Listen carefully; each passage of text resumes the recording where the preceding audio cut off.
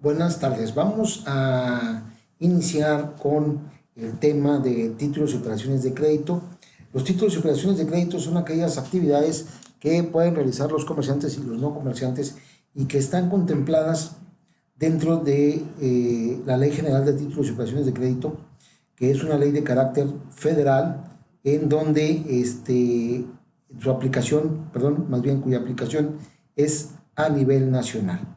Vamos a ver cuáles son los títulos y las operaciones de crédito. Para esto vamos a ver estas diapositivas que les he preparado, las mismas que ya tienen ustedes allí a la mano en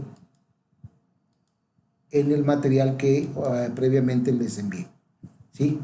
Estos títulos de crédito son una aportación de los comerciantes, ¿verdad? Quienes realizan de manera constante las negociaciones que requieren el tráfico mercantil. Entonces, esto ha dado pauta a un fenómeno jurídico que tiene que ver con la economía moderna, ¿verdad? Y que no pierde de vista los esquemas básicos que constituyeron los elementos creativos de las normas jurídicas que, como ya les comentaba, se encuentran dentro de la Ley General de Títulos y Operaciones de Crédito. ¿Sí? Esto es donde encontramos estos documentos mercantiles, ¿verdad? Bueno, ¿qué son los títulos de crédito? Son aquellos documentos necesarios para ejercitar el derecho literal que en ellos se consigna, es decir, aquello que aparece en el texto del documento, o bien el documento necesario para ejercitar y transferir el derecho que aparece en el mencionado documento, el cual por efecto de la circulación, es decir, el que puede pasar de una persona a otra, ¿verdad? Se considera un título literal y autónomo frente a quienes lo adquieren de buena fe, es decir, frente a aquellas personas a las que va pasando el documento. ¿Sí? De acuerdo a la Ley General de Títulos y Operaciones de Crédito, en su artículo primero, los títulos de crédito se consideran como cosas mercantiles. Su emisión, expedición, endoso, aval, aceptación y las demás operaciones que en ellos se consignan son actos de comercio. ¿Sí?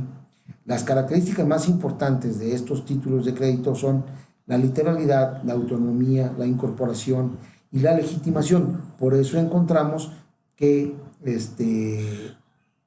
dentro de los títulos de crédito está como elementos básicos pues la expedición, el endoso, el aval, la aceptación, porque tienen que ver precisamente con estas características que tienen los títulos de crédito, que son la literalidad, o sea, lo que pongamos en el documento es lo que tiene valor, son independientes o autónomos de lo que les haya dado origen. En ellos incorporamos el derecho que contempla el documento y que quien lo obtenga de manera legítima, pues tiene el derecho para ejercitar el documento como aparezca en el texto mismo del documento, ¿verdad? Pero bueno, vamos a analizar esas características de incorporación, ¿verdad? La incorporación del derecho que se hace del derecho al documento es tan íntima que el derecho se convierte en algo accesorio del documento, es decir, que va ligado al documento, ¿verdad?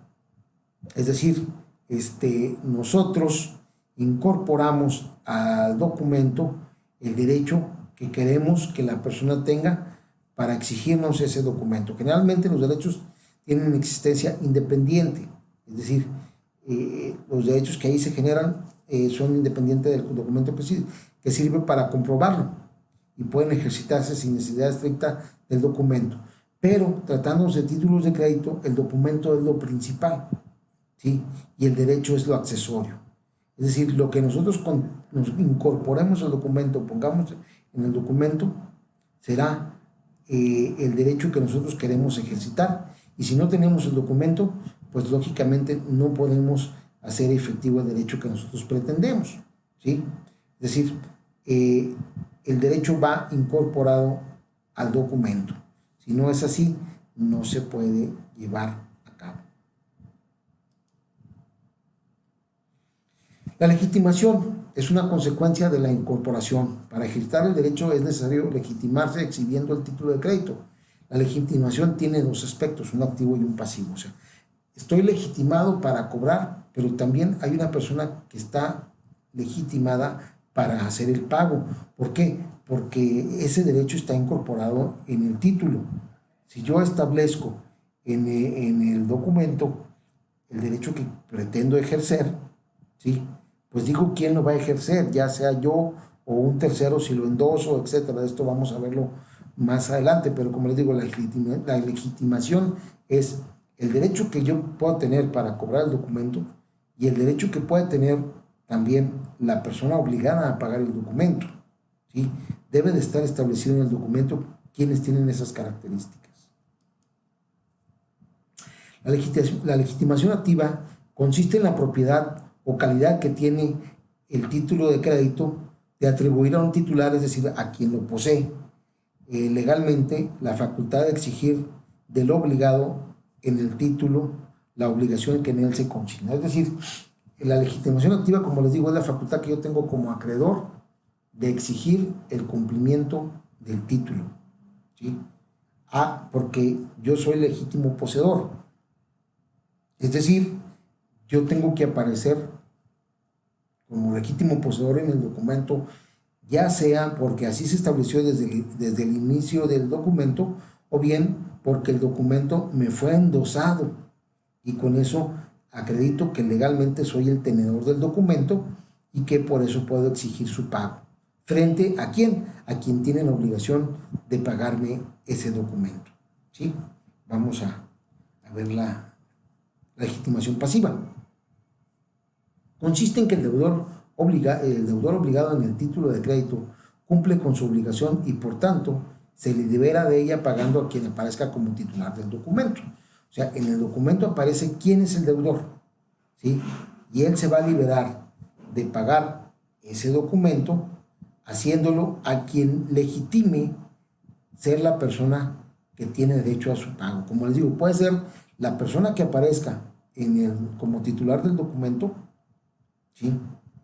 O bien puede ser la persona que, por ejemplo, a través del endoso obtuvo ese documento, ¿sí?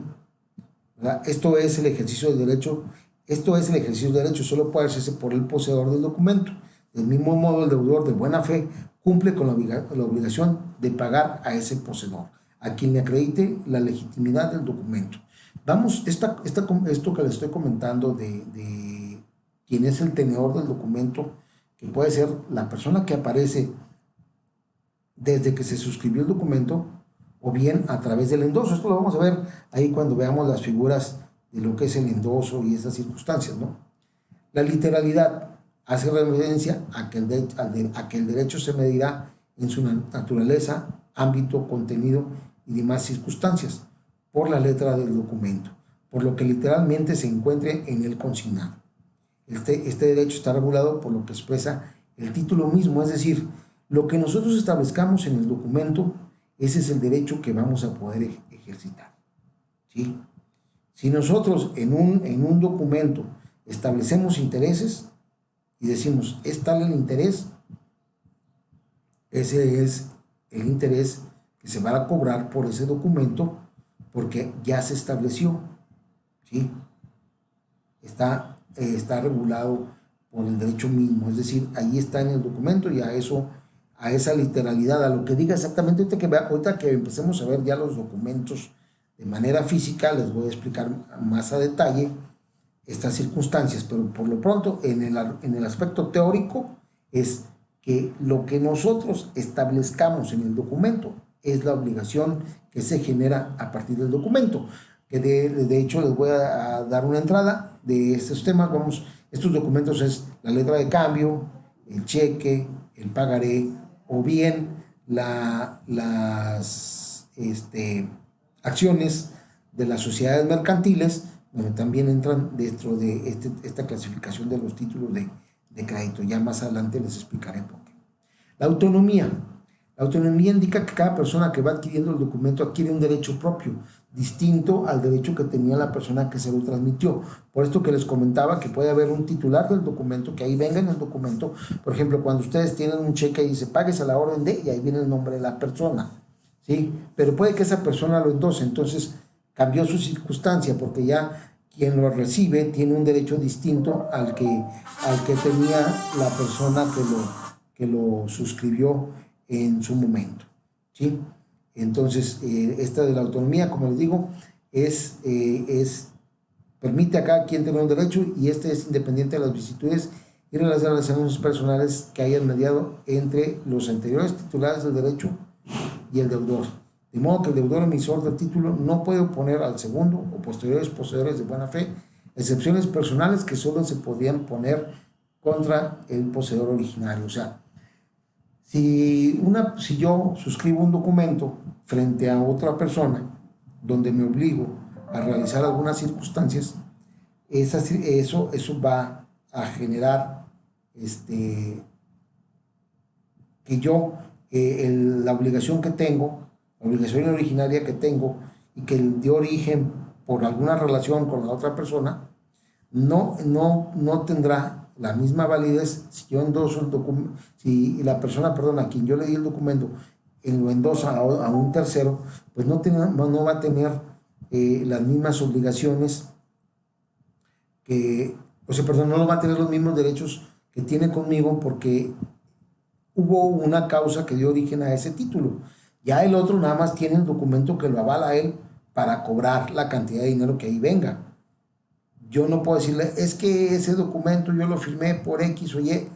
Pues no, así se lo firmaste a la persona que me lo dio, pero frente a mí nada más está la obligación de que me pagues, porque yo ya te acredité que soy el titular del documento, ¿verdad? Entonces a eso se refiere. Así se entiende la autonomía desde el punto de vista activo, y desde el punto de vista pasivo es autónoma la obligación de cada uno de los signatarios de un título de crédito, porque dicha obligación es independiente y diversa de la que pudo tener el suscriptor del documento, lo que les comentaba ahorita, ¿no? Es diferente el derecho que generó el que yo suscribí a ese documento a una persona, y si éste lo endosó, se genera un derecho diferente, que es ya nada más el de pago. La situación que dio origen a la suscripción del documento queda entre quienes lo suscribimos, nada más, originalmente. Ya las circunstancias van variando conforme al endoso, y esto lo vamos a ver, ¿no? La circulación es un quinto elemento que no está considerado por la generalidad de los autores como tal. Dicho elemento se refiere a que el título de crédito está destinado a circular y de transferirse de una persona a otra, porque como les digo, o sea, hay una persona que lo suscribe originalmente y lo da a un beneficiario, pero este beneficiario lo puede poner en circulación a través del endoso. Por eso también un elemento es la circulación, y vamos a ver que para esto existen diferentes tipos de endoso, ¿sí? Que permiten circular el documento entre las personas, ¿verdad? Y entonces vamos a ver que existe esa posibilidad de que exista la circulación del documento de una persona a otra, ¿sí? Bueno, es las generalidades de los títulos de crédito. Estas generalidades las vamos a ver nosotros en lo que es el cheque, lo que es la letra de cambio, lo que es el pagaré, lo que es una acción. Vamos a encontrar generalmente estos elementos, ¿sí?, que acabamos de hablar: la literalidad, la autonomía, la circulación. Son elementos que vamos a ver por lo general en todos los títulos de crédito, ¿sí? Este primer video lo vamos a dejar hasta aquí, y para después analizar en el siguiente video cuáles son los tipos de títulos de crédito o documentos mercantiles que contempla la ley y que vamos a ir analizando de manera paulatina. Les adelanto que la letra de cambio, aunque no es un documento ya muy utilizado, y más en el tema, cuando toquemos el tema se los voy a explicar, es el que rige los elementos o las características que deberán de tener los títulos de crédito. Por eso lo vamos a ver dentro de estos temas.